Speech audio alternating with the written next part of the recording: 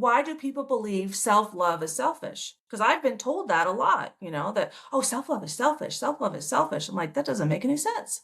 I shouldn't have a healthy diet. I shouldn't exercise. I shouldn't give myself time to rest. I shouldn't process my emotional pain. Like, what are you talking about? But I know that now, but before I was like, that's what I was taught.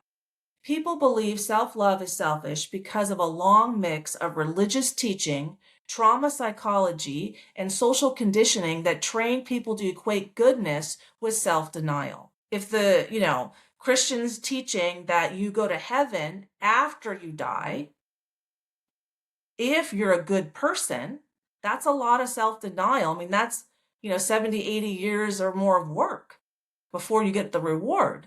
That's a lot of self-denial.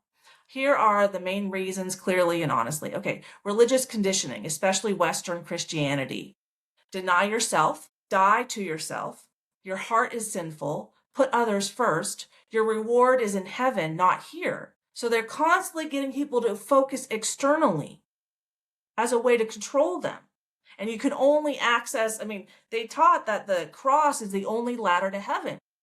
So when other people were teaching it, like the early Christians, that self-love creates heaven on earth, like I don't need your institution to access the divinity inside of my own soul. That's what Jesus was teaching when, the kingdom of God is inside of you. So if the kingdom of God is inside of me, then why should I deny myself? Like, why do I have to wait to die to get to heaven if the kingdom of God is like, there's a lot of cognitive dissonance in Christianity, okay? Because 400 years after Jesus was killed, they had different goals then, much more imperial, patriarchal, structured. So over time, this created an equation. Self-focus is sin and self-sacrifice equals virtue. I think it's virtuous to be courteous and offer the guy to get the milk first. That's what I would see as virtue, but I don't think that that's really self-sacrifice. That's just being courteous. If I really needed that milk, I could just, grab the milk. So I can understand what he's getting at. He's getting at courteous. It's not self-love and it's not selfish. It's a different sentiment. But self-love and selfish are powerful terms that can get people to act in the way he wants them to act.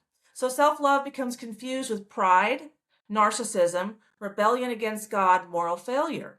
Trauma conditioning. In families where love was conditional, like only when you behave will you get to go to heaven. That's like treating humans like children. That's love is conditional. That doesn't calibrate our nervous systems to resonate with love, compassion, and enlightenment. That calibrates our nervous systems to be fearful that the love will be taken away, that my mother's love will be gone, my father's love. If I don't behave properly, love is gone.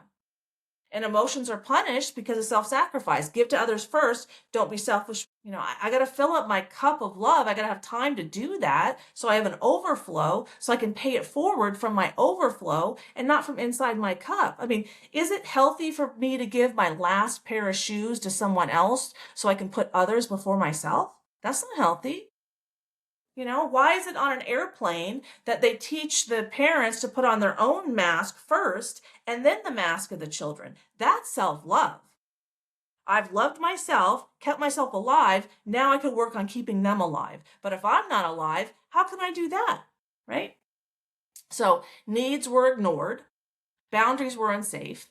You can have a boundary with the church or, a boundary like this woman I'm going to talk about in the 13th century. Well, my intuition gives me access to God. Well, she was killed because only the church can give her access to God.